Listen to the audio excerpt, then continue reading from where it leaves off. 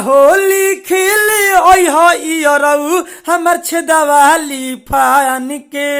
होली खेले ओरऊ हमर छेदवाली फान के। चलिए दोस्तों, आपको मेरा थंबनेल देख कर हाई गाना सुन के पता चलिए गया होगा, न्यू ट्रैक होली गाना लिखे हैं, बिल्कुल फ्री में गाना 2023 के लिए होली गाना लिखे हैं आप लोगों के लिए।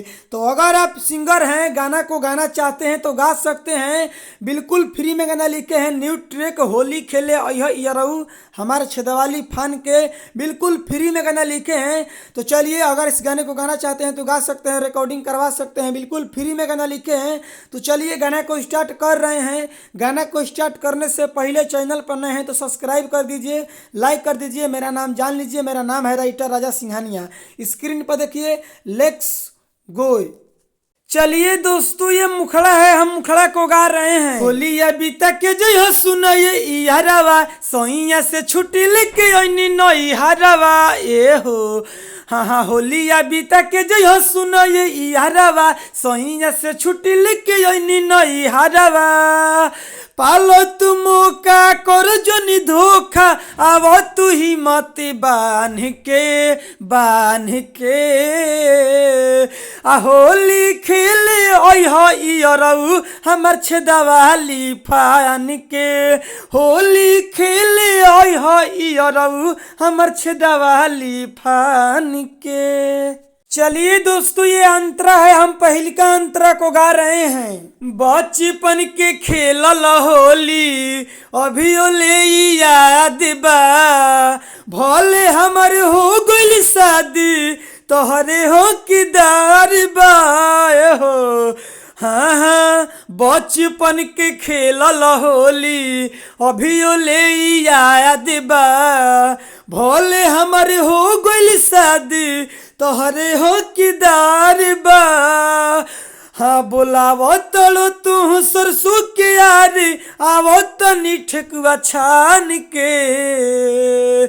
होली खेले ओरऊ हमर छेदवाली फान के। हाँ, होली खेले ओरऊ हमर छेदवाली फान के। आ जइहा सुना। चलिए दोस्तों, ये दूसरा का अंतरा है, हम दूसरा का अंतरा को गा रहे हैं। चुप के से अइहा तू हमारे दुआरी, कहरबो इशारा तो हम खोल देम केवाड़ी। हाँ, चुप के से अइहा तू हमारे दुआरी, कहरबो इशारा तो हम खोल देम केवाड़ी। होखे न सके राजा सिंघनिया ओह तुम हवा बान के। हाँ, होली खेले ओरऊ हमर छेदवाली फान के।